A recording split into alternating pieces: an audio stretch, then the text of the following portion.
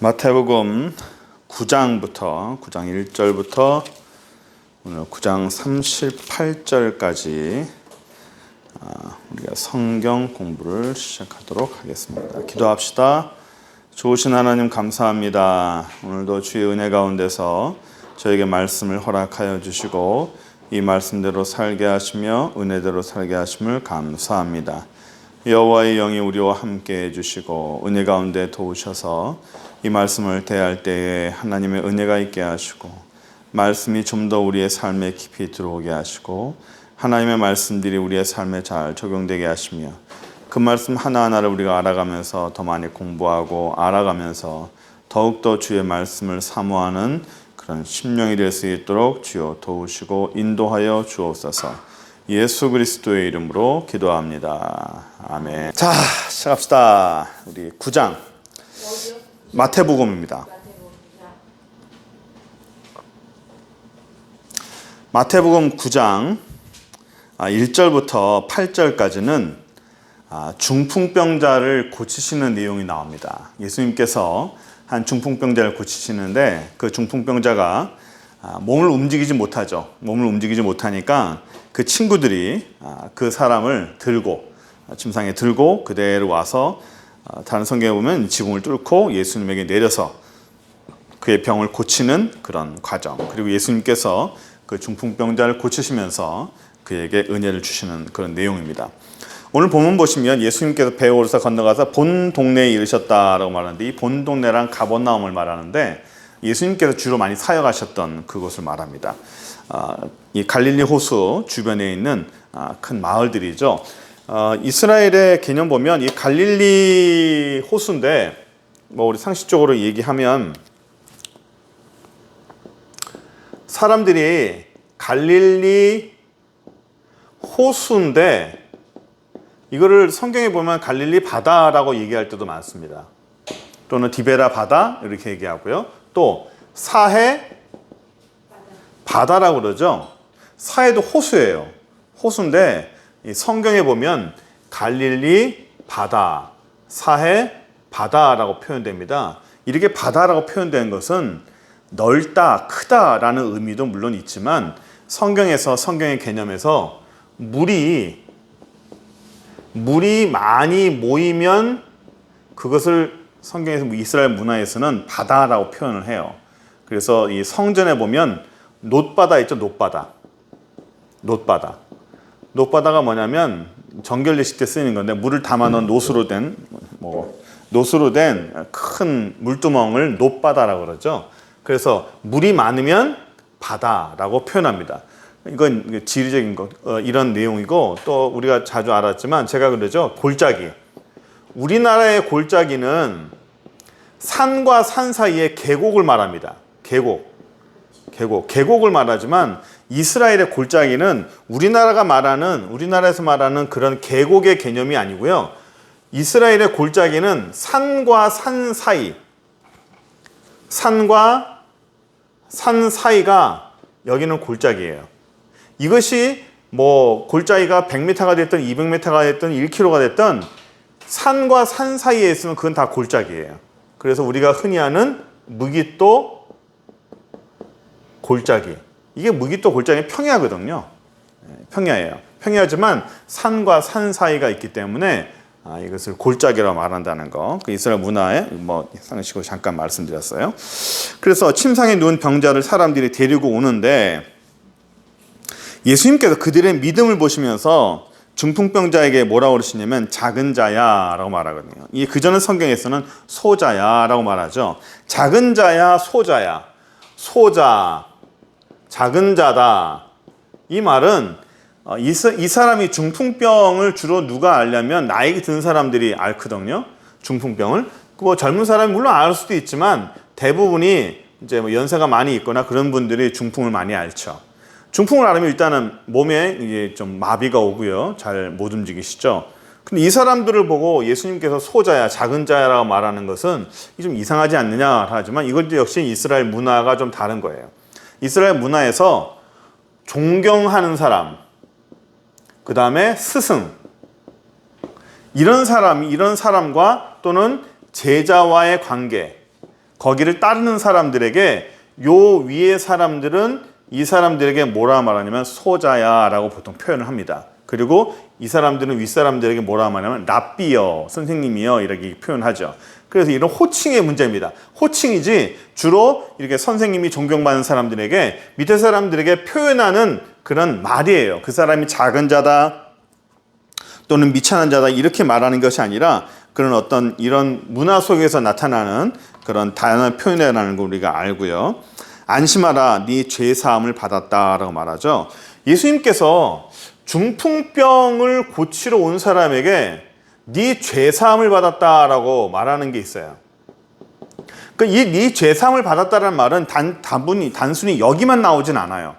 다른 성경에도 병을 고치는데 네 죄사함을 받았다. 네가 구원을 받았다. 그러니까 이게 동일한 말씀인데 네 어떤 죄사함을 받았다 또는 구원함을 받았다라고 예수님께서 표현하시는 게 있어요. 병을 고쳤는데 혈류병 걸린 여인도 그렇고요. 다른 사람도 그렇고 네가 구원함을 받았다. 뒤에 보시면 이제 눈먼자도 나옵니다. 구원함을 받았다. 네가 사함을 받았다라고 표현하는 게 병을 고쳤는데 왜 사함을 받았을까? 병을 고쳤는데 왜 구원함을 받았을까라는 의문이 우리가 많은 사람이 듭니다. 이거는 이스라엘의 또 다른 문화가 있어요. 이건 문화를 또 우리가 이해를 해야 되는 게 이스라엘에서는 사람이 그 병이 나거나 몸에 뭔가 비정상적인 몸이 되면 이 병과 비정상적인 이 몸의 이유가 그 사람의 죄 때문이라고 믿었어요. 사람이 죄가 있어서 그 사람에게 병이 옮았다고 생각했습니다. 특히 우리가 잘 알고 있는 문둥병 있죠? 문둥병은 무슨 죄 때문에 옮을까요? 이스라엘 사람들이 생각할 때 문둥병이 옮는 이유는 다른 하나님의 저주인데 다른 것도 다 똑같아요. 모든 병들은 하나님이 저주한 거예요. 죄가 있어서 이스라엘 사람들이 생각할 때 죄가 있기 때문에 병이 있다고 생각하는 거예요. 이 문둥병은 다른 사람들 험담하고 안 좋은 말을 음해 이런 것들을 많이 한 사람들에게 문둥병이 걸린다라고 보통 알았어요. 그러니까 이제 각 병마다 나름대로 이유를 붙이는 거죠. 그래서 병이 있다는 얘기는 그 사람은 비정상이라는 거예요. 자, 보세요. 병이 있다. 그 사람은 비정상이다. 비정상은 하나님 앞에 나갈 수 있어요, 없어요? 비정상은 하나님 전에 나갈 수가 없습니다. 왜냐하면 양이나 소나 이 모든 것도 정결하지 않은 짐승들이 있죠. 점이 있거나 발을 절거나 애꾸가 되거나 이런 모든 짐승들은 하나님 앞에 절대로 드릴 수가 없어요. 왜냐하면 비정상이기 때문에. 그러니까 하나님 앞에 제물이나 예물을 드릴 수 없는 게 바로 비정상이에요. 그래서 이 비정상인 사람들은 하나님 앞에 나설 수가 없습니다. 결국 이 사람들은 뭐냐면 하나님 앞에 성전 예배를 드릴 수 없다는 거예요. 하나님 앞에 나설 수 없다는 얘기죠. 이 성전 예배를 드릴 수 없다는 얘기는 이게 무슨 얘기냐면 예배 안 드리면 될 거 아니냐 생각하겠지만 이 당시는 종교와 사회와 정치가 하나입니다. 그래서 하나님께 예배를 드릴 수 없다는 얘기는 그 사람은 사회생활을 못한다는 얘기예요. 사회생활을 못한다는 얘기입니다. 모든 사람들 만날 수가 없다는 얘기예요. 왜냐하면 그 사람은 비정상이기 때문에.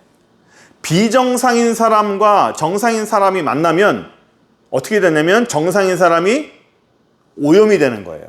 부정해집니다. 이 비정상한 사람을 성경에서는 뭐라 말하냐면 부정하다라고 말합니다. 부정한 사람과 정상인 사람이 만나면 부정해지죠. 정상인 사람이 부정한 사람의 손을 대면 손댄 사람이 부정해집니다. 비정상인 사람이 앉았다가 일어난 그 자리를 정상인 사람이 앉으면 그 자리에 앉은 사람도 부정해집니다. 같이 비정상이 되는 거예요. 그래서 이런 비정상인 사람들, 특히 문둥병 이 사람들은 사람들이 오면 부정하다 자기는 소리쳐야 돼요. 나한테 오지 말라고.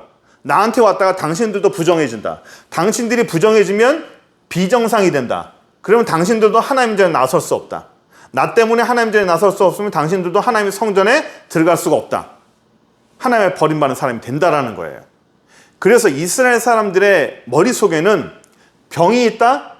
그것은 하나님의 성전에 나설 수 없고 하나님 앞에 나설 수 없다는 얘기는 왜 하나님 전에 나설 수 없을까? 그 사람은 죄가 있기 때문에 하나님이 병을 줘서 하나님 전에 오지 못하게 했다라는 걸로 알고 있어요. 하나님이 병을 줘서 비정상이기 때문에 하나님 전에 못 오게끔 했다는 거죠. 그래서 이스라엘 사람들이 알고 있는 것은 병은 전부 다 그 사람이 갖고 있는 죄 때문이라고 알고 있어요. 그래서 제자들이 이렇게 물어보죠. 예수님, 이 사람은 누구의 죄 때문에, 태어나면서부터 안전병이고 태어나면서부터 병이 있는 사람들은 과연 누구 죄 때문에 이렇게 됐습니까? 라는 거예요. 다 자기 죄 때문에 병이 나고 비정상이 됐는데 태어나면서부터 비정상인 사람은 과연 누구 죄라는 거죠? 태어나서 살면서 죄를 지어서 병을 얻고 죄를 지어서 불구가 됐다면 그 사람은 자기 죄 때문에 병이 나고 불구가 된 건데 태어나면서부터 불구고 죄가 있다면 그 사람은 누구 죄 때문이라는 거예요. 그걸 물어보는 거죠. 이 말이 뭐냐면 바로 이런 문제 때문이에요. 사람들은 모든 병은 자기 죄 때문이라고 생각하는 거죠. 그 제자들 예수님 뭐라고 그랬죠? 그 사람의 죄가 아니라 하나님의 영광을 위해서 그렇게 얻었다라고 생각하는 거예요. 그래서 이런 사고방식을 문화가 갖고 있는 정신 세계 속에서 그래서 예수님께서 이 사람들의 병을 고치시면서 뭐라 말하냐면 너의 죄사함을 받았다라고 말하는 거예요. 너의 죄사함을 받았다는 얘기는 하나님 앞에 설 수 있다는 거예요. 이 죄가 사함을 받았다는 얘기예요. 이 죄가 사함을 받았다는 얘기는 곧 뭐냐면 병이 고쳐졌다는 얘기죠. 죄사함을 받으면 병이 있어요, 없어요? 없죠. 죄사함을 먼저 받으면 병은 자동적으로 사라지는 거예요. 죄사함을 먼저 받으면 비정상이 정상이 되는 거죠. 그래서 예수님께서는 항상 네 죄사함을 받았다. 네가 구원함을 받았다. 어디서? 죄에서 구원함을 받으면 너는 병에서 자동적으로 고쳐진다는 거예요. 우리는 병만, 나타나는 것만, 드러나는 거 있죠? 드러난 거. 드러난 어떤 드러난 현상만 고치려고 그러고 드러난 현상만 이렇게 수정하려고 하지만 예수님께서는 사람들의 마음 가운데 드러난 현상을 말하지 않고 그 이면에 있는 죄를 말씀하시는 거예요. 죄가 너는 용서가 된 거야. 그러니까 사람들이 생각할 때 죄가 용서가 됐으면 병도 자연적으로 나았다라고 생각하는 거죠. 그래서 예수님께서 네 죄사함을 받았다, 구원함을 받았다라고 말을 하는 거예요. 그런데 여기 오늘 본문 보시면 예수님께서 뭐라 말씀하시냐면 네 죄사함을 받았느리라 라고 하니까 어떤 서기관들이 속으로 이 사람이 신성을 모독한다. 왜냐하면 사람의 죄사함은 누구만 할 수 있냐면 하나님만 할 수 있어요. 이 죄를 사할 수 있는 것은 오직 하나님만이 할 수 있는데 예수님이 죄사함을 줬다 하니까 네가 하나님이야? 라고 말하는 거죠. 네가 하나님이야? 근데 예수님께서 뭐라 하죠? 나는 병을 고치는 사람, 너 병을 고치는 사람이라 생각하느냐? 죄를 해결하는 사람이다. 나의 본질은 사람들의 죄를 해결해주고 그 죄를 용서해주고 그를 구원하는 것이 중요한 거다라고 말하는 거예요. 사람들이 드러나는 건 자꾸만 드러난 병 고치는 이 부분에 대해서 자꾸만 얘기를 하는 거예요. 하지만 예수님이 원하시고 예수님이 관심 갖는 거는 드러나는 것이 아니라 그 속에 있는 죄를 말씀하시는 거예요. 그래서 죄를 이제 용서해 주시면 정상이 되고 하나님 전에 나설 수 있고 하나님의 사람이 될 수 있다는 거죠. 이거 가지고 자꾸만 사람들하고 얘기하는 거예요. 중풍병자에게 일어나서 일어나 네 침상을 가지고 집으로 가라. 근데 여기서 보시면 너의 죄사함을 받았다라는 것과 너의 침상을 들고 걸어가라. 어느 말이 쉬워요? 네 죄사함을 받았다라는 말과 너의 침상을 잘 들고 걸어가라. 못 걷는 사람한테 너의 침상을 들고 걸어가라 라는 것과 네 죄사함을 받았다라는 말과 어느 말이 쉬워요? 이게 쉬워요. 이게 쉬워요? 왜 쉽죠? 죄사함을 받았다가 왜 쉽죠? 이게 쉬울 수밖에 없는 이유는 침상을 두고 걸어가라는 말은 말을 해버리면 바로 드러나잖아요. 만약에 침상을 걸어가라 했는데 그 사람이 못 걸어가면 바로 들통나는 거죠. 예수님의 실력이 들통나는데 이거는 말하기 쉽지 않은 거예요. 일어나라, 예수 이름으로 명해서 일어나라 하는데 못 일어나면 아니죠. 그러나 네 죄사함을 받았다 말하면 그게 죄사함을 받았는지 안 받았는지 사람들이 어떻게 알아요? 모르죠. 하지만 예수님께서는 죄사함을 받았다라고 말하니까 그 다음에 병은 자동적으로 고쳐졌다는 걸 사람들이 알려주는 거예요. 그러니까 예수님께서 직접 내가 하나님이라는 것을 알려주기 위해서 말하는 그런 내용입니다. 자, 이제 9절부터는 예수님께서 세관 마태를 부르시는 내용이 나와요. 9절부터 13절까지는 예수님의 제자 마태가 있는데 마태, 마가, 누가 오늘 본문도 마태죠. 이 마태를 부르시는 내용인데 이 마태는 세관이에요. 세리죠, 세리.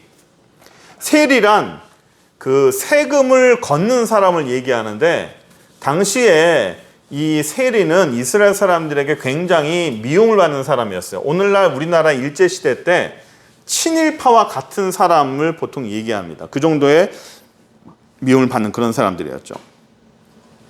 로마의 속국이 있으니까 로마는 그 지방 그런 속국들에게 전부 다 세금을 받아들입니다.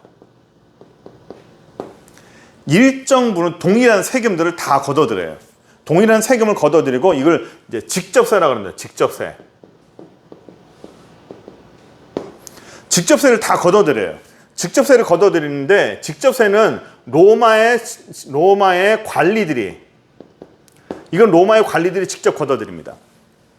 그러나 간접세가 있어요. 간접세는 뭐 통행세, 무슨 뭐 수익을 얻는 그런 수익세 이런 걸 얘기하는데 이런 수익세 이런 것들을 간접세를 일반 이스라엘 사람들이 걷어들입니다. 그리고 요 로마 관리가 걷어들이는 이것도 이 사람이 직접 걷지만 너무 많으니까 요 이스라엘 사람들에게 하청을 줘요. 하청을 줘서 10명이면 10명한테 1인당 뭐 500만 원씩 예를 들어서 뭐 1000만 원 1000만 원을 걷어들여야 된다라고 하면 이제 여기서 이제 5명한테 1인당 뭐 200만 원씩 다 걷어와라 라고 합니다. 그럼 이 사람들이 1인당 5명이 1인당 200만 원씩 내가 하겠습니다. 내가 200만 원씩 내겠습니다 하고 하청을 받아요. 세리들이. 하청을 받아가지고 내가 200만 원 사람들한테 걷어들이는 겁니다. 200만 원을 걷어들이고 나머지 걷어들인다. 이 사람은 200만 원만 이 로마의 그 상급 기관에 내기만 하면 돼요.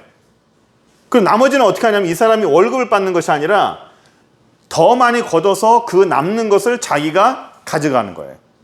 그러니까 세금도 굉장히 많았는데 그 이스라엘에 보면 이스라엘을 다스렸던 점령했던 나라가 아수르, 바벨론, 페르시아, 뭐 헬라, 로마 이렇게 있었는데 뭐 중간에 뭐 다른 제국들이 많았죠. 프톨레미도 많았었는데 그 모든 그 제국들 이 사람들이 아수르도 그렇고 바벨론도 그렇고 페르시아도 그렇고 특히나 이런 헬라 제국 이런 때는요 사람들이 이스라엘에서 특히 이 바벨론 포로로 다 끌려갔을 때 남아있는 사람들이 대부분 연약한 사람들만 남았었는데 그 사람들이 그럼 별로 사람들이 없을 때 살기 좋았지 않았겠냐 하겠지만 바벨론 포로로 다 끌려가고 난 다음에 나머지 그 모든 사람들은요 바벨론에서 이렇게 책정된 그 세금 때문에 살질 못했어요.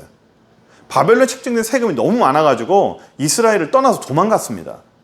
그러니까 어느 나라든지 어느 제국이든지 그 이스라엘을 점령을 하게 되면 그 점령지에 세금을 요구하는데 그 세금이 엄청난 거예요. 그러니까 이스라엘 사람들이 이 세금을 내다가 가정이 다 깨져버려요. 세금을 못 내니까. 그 세금을 못 내니까 뭐 끌려가는 거거든요. 그래서 아이를 팝니다. 남편, 아내를 팔아요. 팔아가지고 세금을 내고 가정이 다 파괴가 되는 거예요. 그러니까 그 파괴를 하는 가정 파괴범, 가정을 파괴하는 그 앞선 맨 앞에 서 있는 사람들이 바로 이 세리들이었어요. 그래서 죄인이라고 그랬죠. 가장 이스라엘을 민족을 망가뜨리는 죄인이 바로 이 세리라고 그랬어요.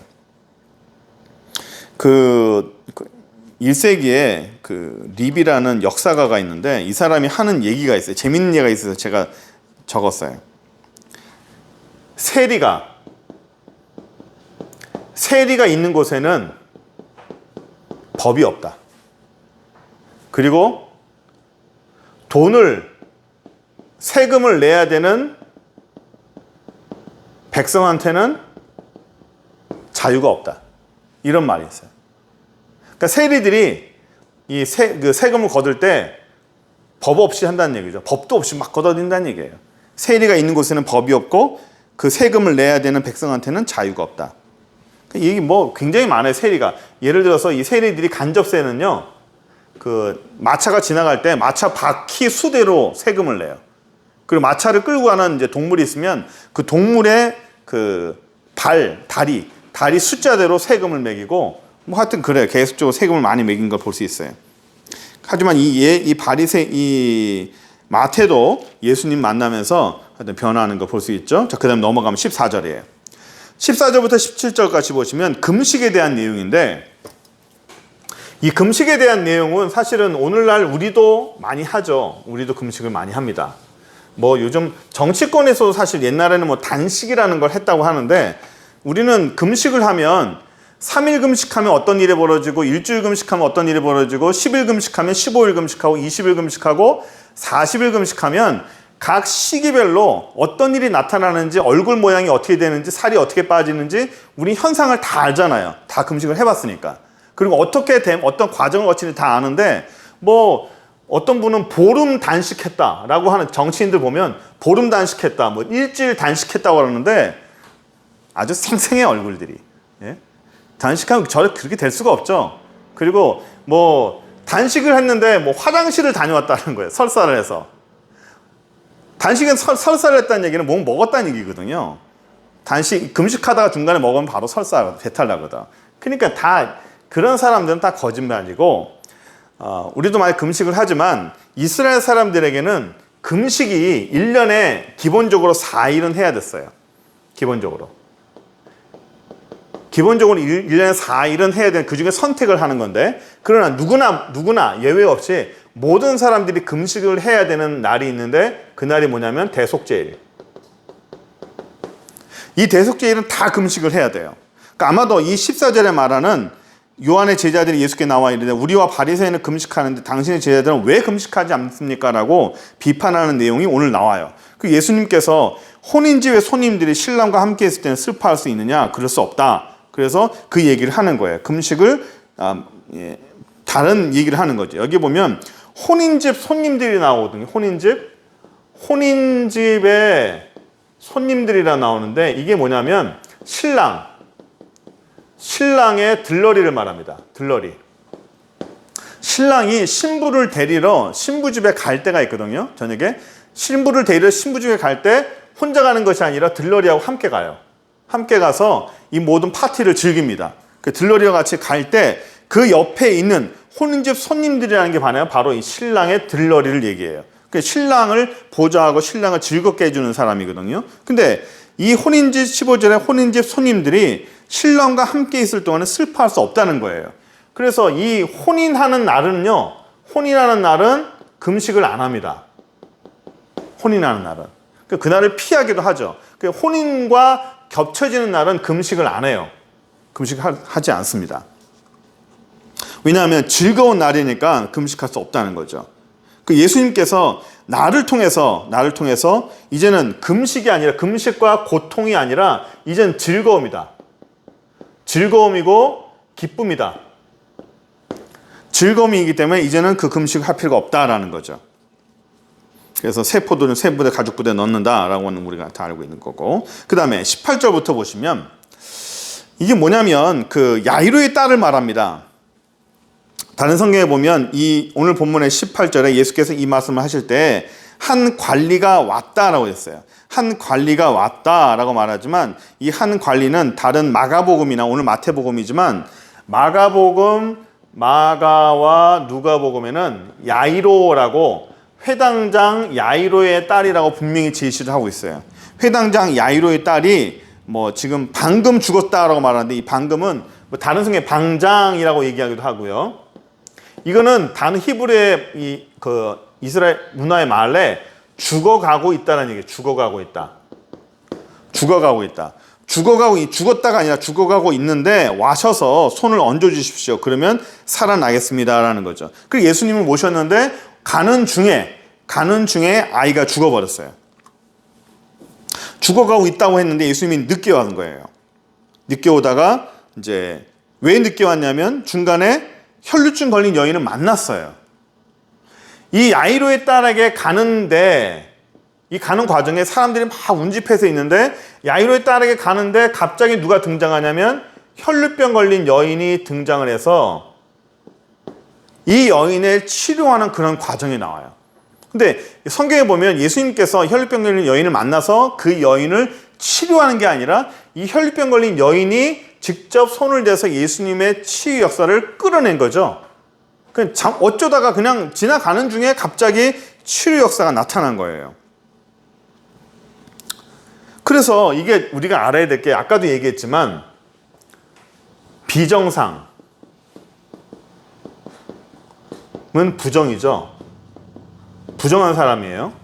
비정상은 부정한 사람인데 이 비정상 부정한 사람이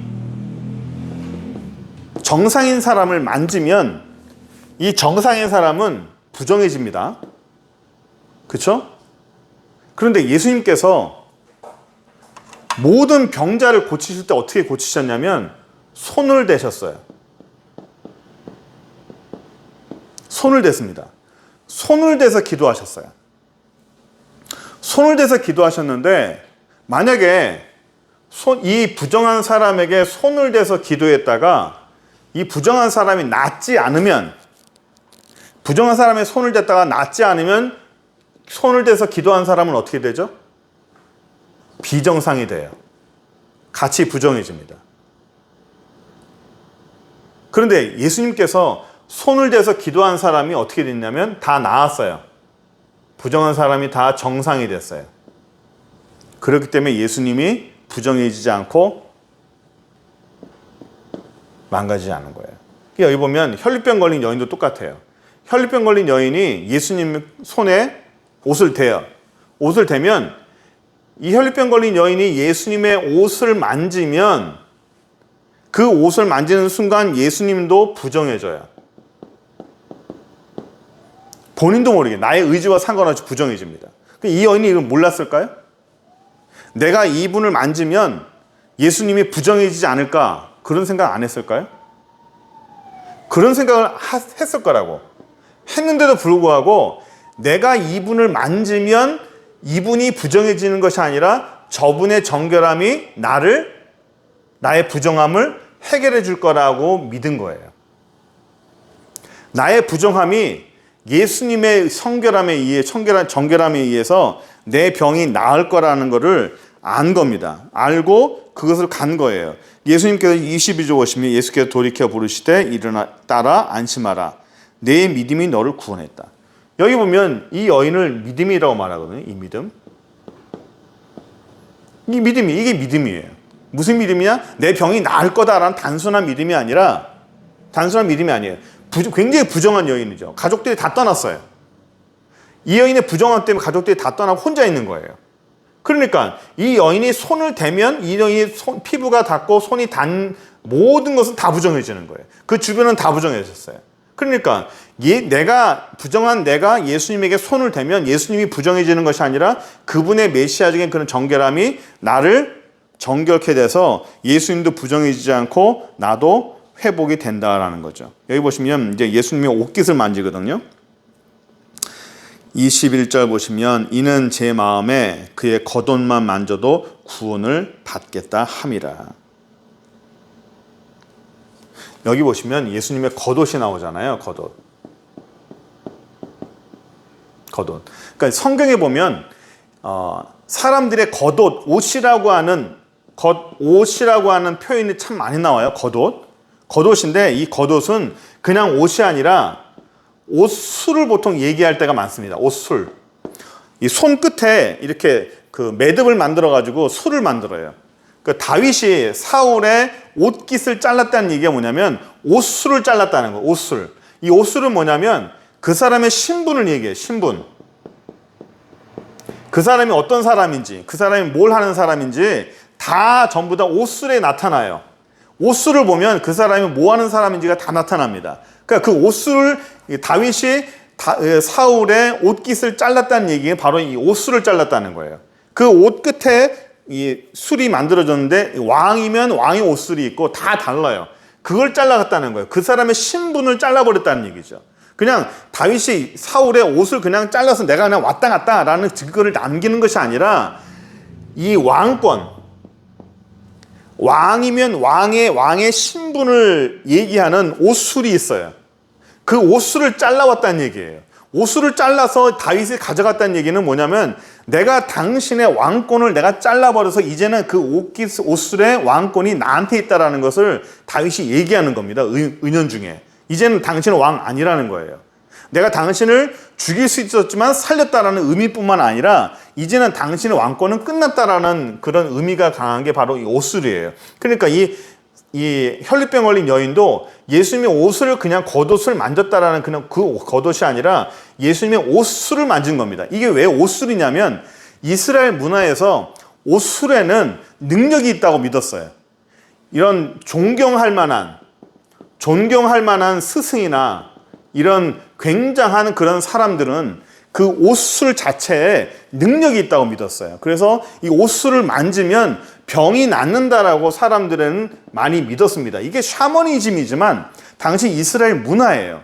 옷술에는 굉장한 능력이 있다. 사람들이 알지 못하는 능력이 있기 때문에 이런 굉장한 이런 사회적으로 위치가 있고 존경받는 그 사람의 옷술을 만지면 사람이 병이 낫는다라고 하는 그런 믿음도 있었어요. 물론 이것이 단지 샤머니즘이라 할지라도 그런 배경하에 그런 내용이 있었다는 것을 우리가 알면 좋겠어요. 그래서 이렇게 여인에게 예수님께서 따라 안심해라 네 믿음이 너를 구원하였다 하며 즉시 그런 구원을 받고 갔어요. 그러고 나서 예수님이 이제 야이로의 딸에게 다시 갑니다. 야이로 딸에게 가는데 여기 하나 좀 우리가 봐야 될 게 24절 보시면 이르시되 예수께서 그 관리의 집에 가사 피리 보는 자들과 떠드는 무리를 보시고 이르시되 물러가라 이 소녀가 죽은 것이 아니라 잔다라고 했어요. 이 소녀가 죽지 않았다. 죽지 않고 뭐 한다고 합니까? 잔다. 분명히 죽었는데 예수님은 잔다라고 그래요. 그래서 사람들이 비웃었습니다. 뭐 자냐? 애가 바로 지금 반드시 죽었는데 왜 잔다라고 표현하느냐? 그러니까 예수님께서는 이 애는 잔다라는 거죠. 근데 우리가 이 잔다라는 거를 좀 생각을 좀 해봤으면 좋겠는 게 저는 이 예수님이 쓰는 말이 너무 피부에 와닿는 게 우리 둘째 딸이 어릴 때였어요. 한 4살인가 5살 때 저한테 이런 얘기를 하더라고요. 벌써 오래됐죠? 아침에 일어나더니 저한테 이렇게 얘기하는 거예요. 아빠 되게 신기한 일이 벌어졌어. 뭔데? 어젯밤에 내가 눈을 뜨고 있었는데 잠을 아직 안 잤는데 눈 뜨고 있었는데 눈을 한번 딱 감았어. 눈을 한번 딱 감고 떴는데 아침이야. 신기하지? 그래서 제가 막 웃었어요. 그래? 내가 분명히 한 번 딱 감고 떴거든? 딱 감고 떴는데 아침인 거야. 어떻게 이런 일이 벌어져? 하고 애가 막 신기하는 거예요. 밤에 잘 때는, 눈을 감을 때는 밤이었는데 눈을 뜨니까 아침인 거예요. 우리가 애들을 보면 아시겠지만 아이들이 잠을 자잖아요. 잠을 자면 아플 때 있죠. 몸이 아프면 어느 한 군데라도 아픈 데가 있으면 잠이 안 와요. 몸이 어느 한 군데라도 긴장된 것이 있으면 잠을 못 잡니다. 그래서 밤늦게 운동하지 말라는 이유가 밤늦게 운동하면 근육이 살아있기 때문에 이 잠이 잘 안 온다는 얘기예요. 그래서 온 몸이 어느 한 군데라도 긴장한 거 없이 완전하게 다 풀어져야, 긴장이 다 풀어지고 아주 편안해져야 잠이 온다는 겁니다. 그래서 잘 때는 밤인데 눈 떠보니까 아침이라고 그러죠. 그래서 예수님께서 말씀하실 때 사람의 저는 죽음도 이런 것과 생각해요. 사람이 제가 이 장례 예배 갈 때 일반적으로 이런 초상난 분 말고 이렇게 병으로 돌아가신 분이나 특히나 암으로 돌아가신 분들한테는 제가 반드시 설교하는 게 오늘 본문이에요. 왜 그러냐면 사람이 특히 암 환자는 굉장히 이 고통 가운데 있잖아요. 그 죽을 때도 굉장히 고통 가운데 돌아가시는 분도 참 많아요. 그래서 자기 부모님들이 고통 가운데 죽었을까봐, 너무 고통스럽게 죽었을까봐 그걸 너무 마음이 아파하시는데, 사실은 우리가 잠을 잘 때도 굉장히 몸이 편안해야 잠이 자잖아요. 죽음도 똑같잖아요. 눈 감았을 때는, 눈 뜨고 있을 때는 이 땅이지만 눈 감고 다시 뜨면 어디죠? 천국인 거예요. 분명히 한 번 감았다가 떴는데, 내가 분명히 눈을 감을 때는 이 땅이었는데 눈 떠보니 천국인 거죠. 그러니까 우리 애가 말하는 게 똑같아요. 신기한 거야. 밤에는 분명히 잘 때 잠깐 눈 감았는데 눈 뜨고 나니까 아침이 난 거죠. 그리고 사람이 가장 편안할 때, 몸이 하나도 고통이 없을 때 저는 하나님은 그 생명을 데려가신다고 믿어요. 그렇게 알아요. 그래서 아무리 아픈 환자더라도, 아무리 고통 가운데 있는 환자일지라도 그분이 하나님 나라 가는 그 순간에는 몸 어느 곳도 아픈 데가 없다고 저는 생각을 해요. 아프지 않아야 잠을 자거든요. 예수님께서는 죽음을 잔다라고 표현했거든. 왜 그러냐면 가장 편할 때 가니까. 몸이 가장 편할 때 잠이 자잖아요. 그래서 하나님 나라 가는 것도 이 땅에서 이 몸 가운데 어느 한 곳이라도 아픈 곳이 없이 가장 편안한 그때에 하나님 나라에 간다는 거예요. 눈을 감을 때는 이 땅이지만 다시 눈을 뜨면 천국이라는 거죠. 그래서 예수님께서 잔다라고 표현하는 게 바로 그런 뜻이라는 걸 우리가 알았으면 좋겠고요. 그 다음 맹인의 눈을 뜨게 하는 게 똑같아요. 여기 보시면 27절에 보시면 다윗의 자손이여 우리를 불쌍히 여기소서 오라 말합니다. 이 사람들은 아예 이 예수님을 메시아로 알았어요. 메시아로 알아서 메시아의 능력은 병을 고치는 능력이라고 알았습니다. 그래서 아예 믿고 오는 거예요. 그래서 예수님께서 29절에 예수께서 그들의 눈을 만지시며 이르되 너희 믿음대로 되라. 뭘 믿었죠? 메시아는 병을 고치실 거라는 거예요. 메시아는 우리 병을 고치시고 모든 것을 회복해 주실 거라는 걸 믿은 겁니다. 이걸 믿은 거예요. 너희 믿음대로 될지어다. 참 굉장히 우리에게 도전이 되는 말씀인 것 같아요. 믿음대로 되라. 그들의 눈이 밝아진지라. 말 못하는 사람도 똑같아요. 그들이 나갈 때 귀신 들려 말 못하는 사람을 예수께 데려오니, 여기 말 못하는 사람은 귀머거리와 병어리를 동시에 얘기하는 거예요. 우리나라에는 그냥 말 못하는 사람이라고 표현했지만 이스라엘 그 원어상에는 귀머거리와 벙어리 둘 다 얘기합니다. 귀머거리, 벙어리 동시에 얘기하는 거예요. 근데 그러면 귀머거리, 벙어리는 전부 다 귀신 들렸냐? 아니에요. 그렇지 않아요. 그렇지 않습니다. 우리 아시는 분 아시겠지만 저도 어쩌다 보니까 그 정신병원을 한번 본 적이 있었어요. 그 안에 있는 유리를 통해서 그 안에 있는 분들을 다 본 적이 있었습니다. 그 안에 뺑글뺑글 돌더라고요. 사람들이 그 거울을 통해, 그 유리를 통해서 밖에 있는 사람들 다 쳐다봐요. 제가 거기서 깜짝 놀란 게 있었습니다. 뭘 놀란 게 있냐면 그 안에 있는 분들이 섞여 있어요. 뭐가 섞여 있냐면 실제로 정신병자와 귀신 들린 사람이 섞여 있는 거를 제가 봤어요. 저 사람은 귀신 들린 사람인데? 저 사람은 귀신 들린 사람인데? 왜 귀신 들린 사람이 일반 정신병자와 똑같이 있지? 일반 정신병자와 귀신 들린 사람은 왜 같이 있으면 안 되죠? 이 영향을 받잖아요. 그런데 일반 이 정신과적인 그런 그 부분에서는 귀신 들린 것과 정신과를 차이를 별로 두지 않잖아요. 그래서 아마 그런 것 같은데, 이거 참 좀 문제가 있다라는 것을 제가 한번 본 적이 있었습니다. 그래서 귀신 들린 거 전부 다 귀신 들리라고 볼 수는 없고요. 이렇게 한다고 말하는 거. 그 다음에 36절에 예수님께서 무리와 돌을 다루시면서 회당에 가르치시고 천국 복음을 전파하시고 모든 병과 약한 것을 고치시니라. 무리를 보시고 불쌍히 여기시니 이는 그들이 목자 없는 양같이 고생하고 기진합니다. 이 제자를 이르시되 추수할 것은 많되 일꾼이 적으니 그러므로 추수하는 주인에게 청하여 추수할 일꾼을 보내주소서 하라. 천국 복음을 주로 다니시고 예수님께서 사역을 하시는 세 가지 사역이 있죠. 가르치시고 그 다음에 고치시고 그 다음에 뭐죠? 전파하시고. 가르치시고 고치시고 전파하신 것, 이것을 예수님의 공생의 3대 사역이라고 그러죠. 이 3대 사역, 이 3대 사역을 예수님께 하시고 또 우리에게도 그것을 요구하시는 거예요. 그래서 우리가 마태복음 9장을 간단하게 설명했지만 우리가 이런 분이 계셔요. 왜 이 성경 공부를 할 때 각 그 절마다 이런 내용마다 적용을 안 하고 거기에 대해서 설명을 안 해주느냐? 제가 이것을 할 때 강해 설교로 한 것이, 강해 설교에 목표를 둔 것이 아니고 성경 공부에 목표를 뒀어요. 강해 설교를 하면 각 부분마다 성경을 읽어주면서 성경 내용을 설명해주고 그 설명해 준 것을 우리의 삶에 적용을 해서 설교를 할 수 있습니다. 그러나 이것은 제가 성경 공부까지만 하고 이 마태복음은 성경 공부를 목적으로 하고 강해 설교는 다음번에 할 때 좀 더 나눠서 좀 더 잘라가지고 강의 설교를 하도록 하고요. 오늘 이 마태복음만큼은 우리가 성경 공부를 해서 좀 힘들지만 한 번에 한 장씩 이렇게 넘어가는 걸로 하도록 하겠습니다. 기도하겠습니다. 전능하신 하나님 감사합니다. 우리가 마태복음을 보면서 하나님의 은혜를 배우고 또 봅니다. 주님 함께 해주시고 우리 주님의 지나가신 모든 사역과 그 길을 우리가 돌아보면서 예수님께서 어떤 의도로 하셨는지 또 예수님께서 말씀하신 의도는 무엇인지 우리가 잘 파악하고 그 뜻대로 살아가고 공부하는 저희들 될 수 있도록 인도하여 주옵소서. 예수 그리스도의 이름으로 기도합니다. 아멘.